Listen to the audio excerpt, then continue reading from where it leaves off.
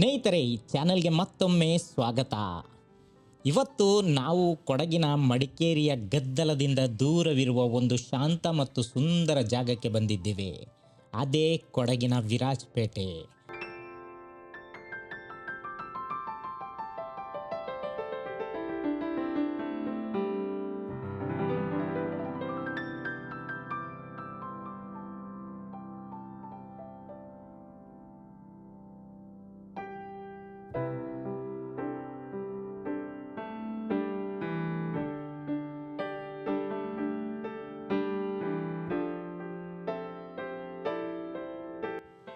ನೀವು ವಿರಾಜಪೇಟೆಗೆ ಹೋಗಿದ್ರೆ ಇದು ನಿಜಕ್ಕೂ ಮಡಿಕೇರಿಗಿಂತ ತುಂಬಾನೇ ಡಿಫರೆಂಟ್.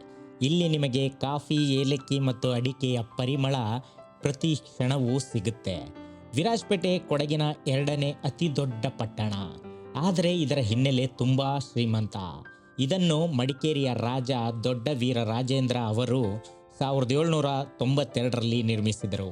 ಹಾಗಾಗಿ ಇದಕ್ಕೆ ವಿರಾಜಪೇಟೆ ಅಂತ ಹೆಸರು ಬಂತು. ವಿರಾಜಪೇಟೆ ವರ್ಷವಿಡೀ ತಂಪಾಗಿರುತ್ತೆ, ಮಳೆಗಾಲದಲ್ಲಿ ಸ್ವರ್ಗ ಇದ್ದಂತೆ. ಈಗ ನಾವು ಹೋಗ್ತಾ ಇರೋದು ವಿರಾಜಪೇಟೆಯ ಹೃದಯ ಭಾಗದಲ್ಲಿರುವ ಗಡಿಯಾರ ಗೋಪುರಕ್ಕೆ. ಇದು ಪಟ್ಟಣದ ಪ್ರಮುಖ ಹೆಗ್ಗುರುತುಗಳಲ್ಲೊಂದಾಗಿದೆ ಮತ್ತು ಇದು ಐತಿಹಾಸಿಕ ಮಹತ್ವವನ್ನೂ ಹೊಂದಿದೆ. ಈ ಗಡಿಯಾರ ಗೋಪುರವನ್ನು 1901ರಲ್ಲಿ ಸ್ಥಾಪಿಸಲಾಯಿತು. ಇದು ಬ್ರಿಟಿಷ್ ರಾಜಪ್ರಭುತ್ವದ ನೆನಪಿಗಾಗಿ ಮಹಾರಾಣಿ ವಿಕ್ಟೋರಿಯಾ ಅವರ ನಿಧನದ ನಂತರ 1901ರಲ್ಲಿ ನಿರ್ಮಿಸಲಾದ ಸ್ಮಾರಕವಾಗಿದೆ. ಇದನ್ನು ಆಗಿನ ಕಾಲದ ಪ್ರಮುಖ ನಾಗರಿಕರು ಮತ್ತು ಎಸ್ಟೇಟ್ ಮಾಲೀಕರು ಒಟ್ಟುಗೂಡಿ ನಿರ್ಮಿಸಿದರು. ಇದು ಬ್ರಿಟಿಷ್ ವಸಾಹತುಶಾಹಿ ವಾಸ್ತುಶಿಲ್ಪ ಶೈಲಿಯನ್ನು ಪ್ರತಿಬಿಂಬಿಸುತ್ತದೆ. ಗೋಪುರದ ಮೇಲ್ಭಾಗದಲ್ಲಿ 4 ದಿಕ್ಕುಗಳಿಗೂ ಮುಖ ಮಾಡಿದ ಗಡಿಯಾರಗಳಿವೆ. ಈ ಗೋಪುರವು ಪಟ್ಟಣದ ಚಟುವಟಿಕೆಗಳ ಕೇಂದ್ರ ಬಿಂದುವಾಗಿದ್ದು, ಸುತ್ತಮುತ್ತಲಿನ ರಸ್ತೆಗಳು ಮತ್ತು ಮಾರುಕಟ್ಟೆಗಳು ಇದಕ್ಕೆ ಸಂಪರ್ಕ ಕಲ್ಪಿಸುತ್ತವೆ. ಇದು ಶತಮಾನಕ್ಕೂ ಹಳೆಯದಾದ ರಚನೆಯಾಗಿದ್ದು, ವಿರಾಜಪೇಟೆಯ ಹಳೆಯ ಕಾಲದ ಕಥೆಗಳನ್ನು ಹೇಳುವ ಮೌನ ಸಾಕ್ಷಿಯಾಗಿದೆ. ಈ ಗಡಿಯಾರ ಗೋಪುರವು ವಿರಾಜಪೇಟೆಯ ಇತಿಹಾಸ ಮತ್ತು ಬ್ರಿಟಿಷರ ಆಳ್ವಿಕೆಯ ನೆನಪನ್ನು ಇಂದಿಗೂ ಸಾರುತ್ತದೆ.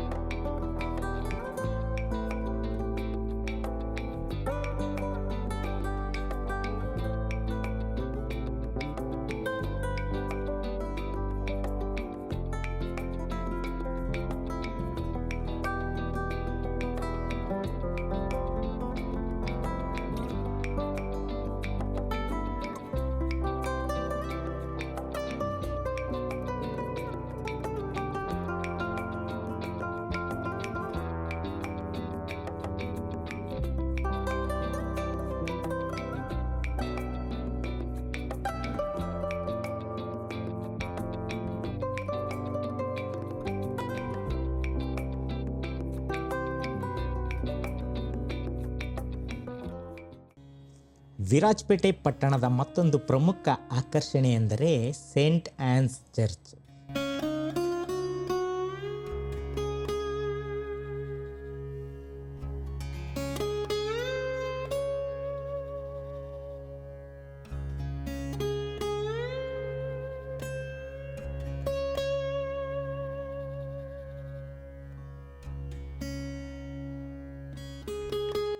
ಸೇಂಟ್ ಆನ್ಸ್ ಚರ್ಚ್ ಐತಿಹಾಸಿಕ ಮತ್ತು ಧಾರ್ಮಿಕ ಮಹತ್ವವನ್ನು ಹೊಂದಿರುವ ಒಂದು ಪ್ರಸಿದ್ಧ ತಾಣವಾಗಿದೆ. ಇದು ಕೊಡಗಿನ ಅತ್ಯಂತ ಹಳೆಯ ರೋಮನ್ ಕ್ಯಾಥೋಲಿಕ್ ಚರ್ಚ್ಗಳಲ್ಲೊಂದಾಗಿದೆ. ಈ ಚರ್ಚನ್ನು ಸುಮಾರು 230 ವರ್ಷಗಳ ಹಿಂದೆ 1792ರಲ್ಲಿ ಸ್ಥಾಪಿಸಲಾಯಿತು. ಇದನ್ನು ದೊಡ್ಡ ವೀರ ರಾಜೇಂದ್ರ ಅಂದರೆ ಮಡಿಕೇರಿಯ ರಾಜರು ಮತ್ತು ಕೊಡಗಿನ ಆಡಳಿತಗಾರರು ನಿರ್ಮಿಸಿದರು. ಅವರೇ ಈ ವಿರಾಜಪೇಟೆಯನ್ನು ಸಹ ನಿರ್ಮಿಸಿದವರು.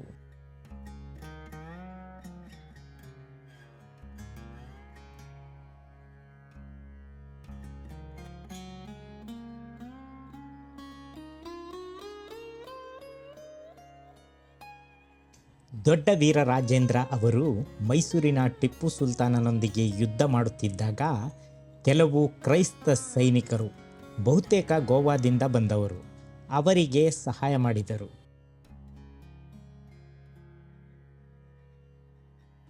ಅವರ ಸೇವೆಗೆ ಕೃತಜ್ಞತೆ ಸಲ್ಲಿಸಲು ರಾಜನು ಈ ಚರ್ಚನ್ನು ನಿರ್ಮಿಸಲು ಜಾಗವನ್ನು ನೀಡಿದರು ಮತ್ತು ನೆರವೂ ನೀಡಿದರು.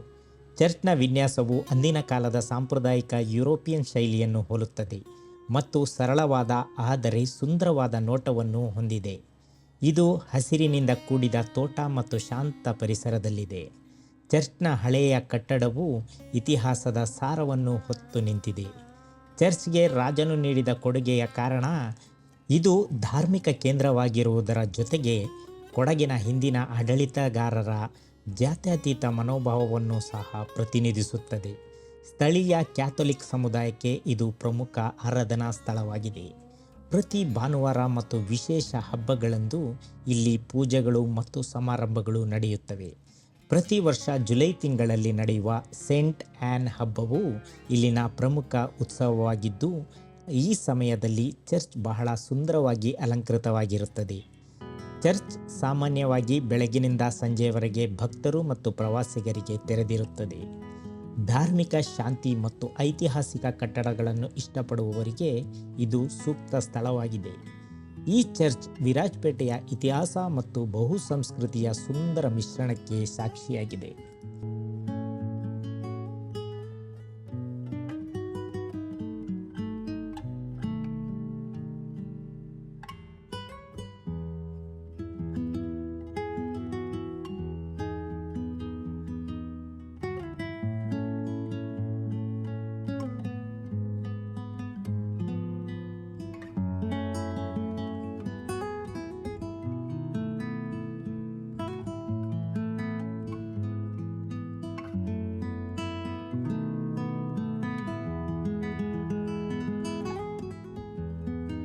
ಕೊಡಗು ಅಂದರೆ ಮಡಿಕೇರಿ, ರಾಜಾ ಸೀಟ್ ಮಾತ್ರ ಅಲ್ಲ, ಇಲ್ಲಿ ಅನ್ವೇಷಿಸದ ಅದ್ಭುತ ಚಾರಣ ತಾಣಗಳಿವೆ.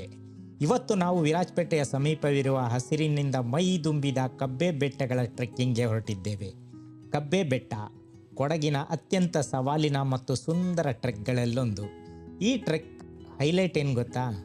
ಮಾರ್ಗ ಮಧ್ಯೆ ಸಿಗುವ ಚೆಲಾವರ ಅಥವಾ ಅಭಿಮಟ್ಟ ಜಲಪಾತದ ಅದ್ಭುತ ನೋಟ.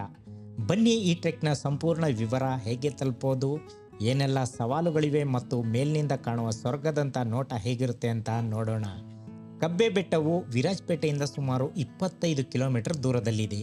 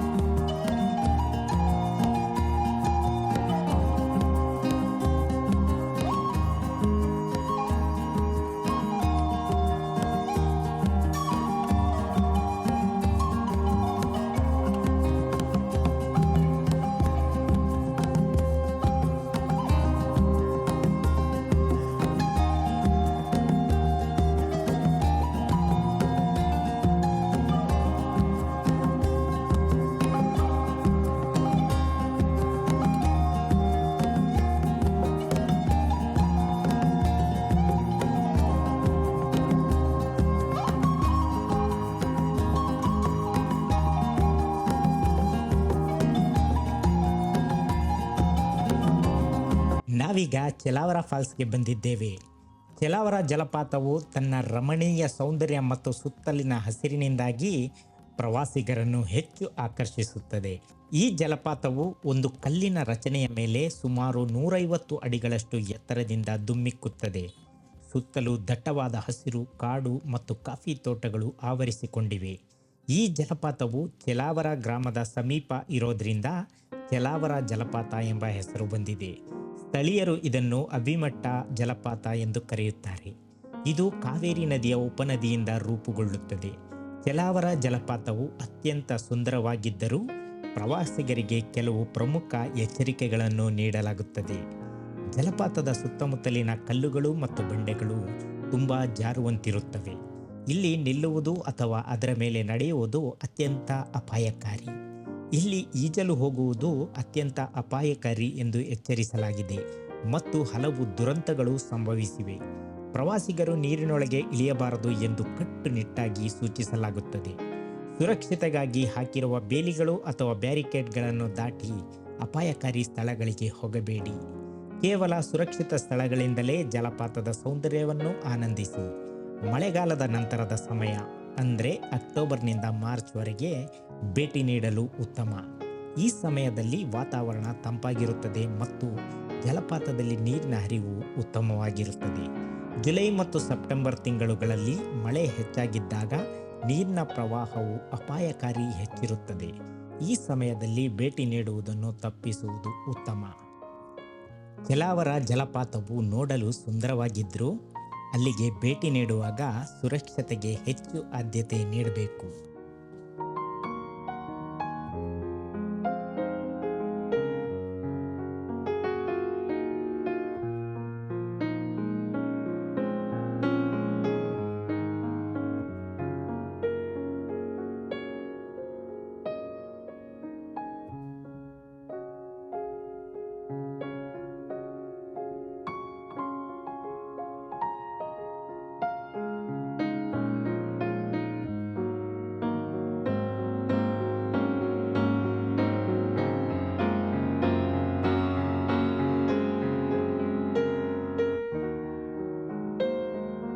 ಚೆಲಾವರ ಜಲಪಾತದ ಅದ್ಭುತ ನೋಟವನ್ನು ನೋಡಿ ನಾವು ಮುಂದೆ ಕಬ್ಬೆ ಬೆಟ್ಟಗಳ ಟ್ರೆಕ್ಕಿಂಗ್ಗೆ ಹೊರಟಿದ್ದೇವೆ. ಕೆಲವರು ಇದನ್ನು ಕೊಡಗಿನ ಮೌಂಟ್ ಎವರೆಸ್ಟ್ ಅಂತ ಕರೀತಾರೆ.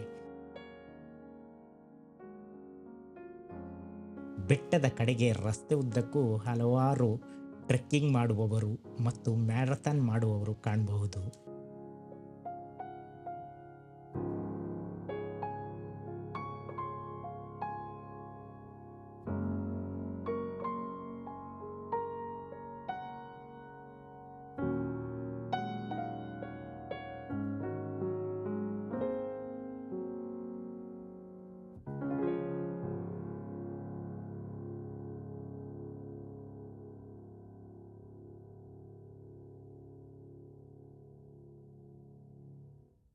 ಟ್ರೆಕ್ನ ಒಟ್ಟು ದೂರ ಸುಮಾರು 4ರಿಂದ 5 ಕಿಲೋಮೀಟರ್ ಒಂದು ಕಡೆಗೆ. ಸ್ವಲ್ಪ ದೂರ ಸಾಗಿದ ಮೇಲೆ ಕಡಿದಾದ ಹುಲ್ಲುಗಾವಲು ಪ್ರದೇಶವನ್ನು ಪ್ರವೇಶಿಸುತ್ತೇವೆ. ಈ ಹಾದಿಯಲ್ಲಿ ಮಳೆಗಾಲದಲ್ಲಿ ಲೀಚಸ್ ಹೆಚ್ಚಿರುತ್ತವೆ. ಹಾಗಾಗಿ ಉಪ್ಪು ಅಥವಾ ಲೀಚ್ ಸ್ಯಾಕ್ಸ್ ಕೊಂಡೊಯ್ಯೋದು ಉತ್ತಮ. ಇಲ್ಲಿಂದ ಕಾಣುವ ದೃಶ್ಯವನ್ನು ಪದಗಳಲ್ಲಿ ವಿವರಿಸಲು ಸಾಧ್ಯವಿಲ್ಲ.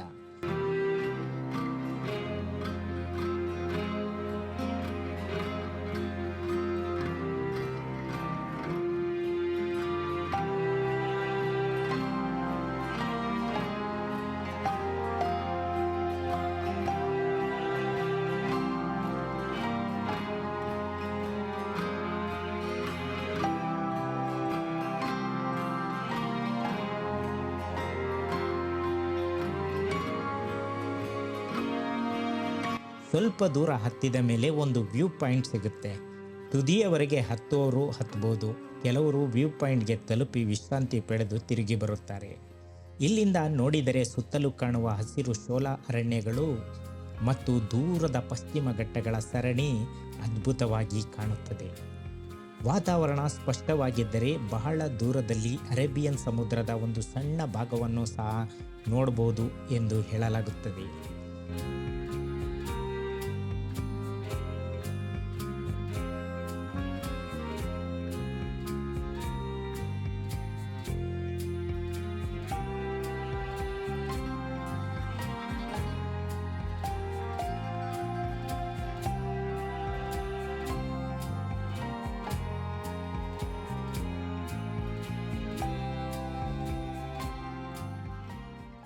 ನೀವು ಕಬ್ಬೆ ಬೆಟ್ಟಕ್ಕೆ ಹೋಗುವ ಪ್ಲಾನ್ ಮಾಡಿದ್ದರೆ ಸೆಪ್ಟೆಂಬರ್ನಿಂದ ಮಾರ್ಚ್ವರೆಗೆ ಮಳೆಗಾಲದ ನಂತರ ಉತ್ತಮ. ಮಳೆಗಾಲದಲ್ಲಿ ಹೋಗುವುದನ್ನು ತಪ್ಪಿಸಿ. ಬೆಳಿಗ್ಗೆ ಬೇಗನೆ ಅಂದರೆ 7ರಿಂದ 8 ಗಂಟೆಗೆ ಟ್ರೆಕ್ ಪ್ರಾರಂಭಿಸಿ. ಬಿಸಿಲು ಏರುವ ಮೊದಲು ತಲುಪುವುದು ಉತ್ತಮ. ಟ್ರೆಕ್ಕಿಂಗ್ಗೆ ಅಗತ್ಯ ವಸ್ತುಗಳಾದ ಉತ್ತಮ ಟ್ರೆಕ್ಕಿಂಗ್ ಶೂಗಳು, ನೀರಿನ ಬಾಟಲಿಗಳು, ಶಕ್ತಿ ನೀಡುವ ಸ್ನ್ಯಾಕ್ಸ್ ಮತ್ತು ಚಾಕ್ಲೇಟ್ಗಳು, ಲೀಚ್ಗಳಿಗಾಗಿ ಉಪ್ಪು ಮತ್ತು ಲೈಟರ್, ಸಾಧ್ಯವಾದರೆ ಪ್ರಥಮ ಚಿಕಿತ್ಸಾ ಕಿಟ್ ಇಷ್ಟನ್ನು ಜೊತೆಗೆ ಕೊಂಡೊಯ್ಯುವುದು ಉತ್ತಮ. ಮಾರ್ಗವು ಕೆಲವೊಮ್ಮೆ ಗೊಂದಲಮಯವಾಗಿರೋದ್ರಿಂದ ಸ್ಥಳೀಯ ಗೈಡ್ನ ಸಹಾಯ ಪಡೆಯುವುದು ಸುರಕ್ಷಿತ. ಕಬ್ಬೆ ಬೆಟ್ಟಗಳ ಈ ಅನುಭವ ನಿಜಕ್ಕೂ ಅವಿಸ್ಮರಣೀಯ. ನೀವು ಸಾಹಸ ಪ್ರಿಯರಾಗಿದ್ದರೆ ಮತ್ತು ಕೊಡಗಿನ ನೈಜ ಸೌಂದರ್ಯವನ್ನು ನೋಡಬೇಕೆಂದರೆ ಈ ಟ್ರೆಕ್ಕನ್ನು ನಿಮ್ಮ ಬಕೆಟ್ ಲಿಸ್ಟ್ನಲ್ಲಿ ಸೇರಿಸಿ.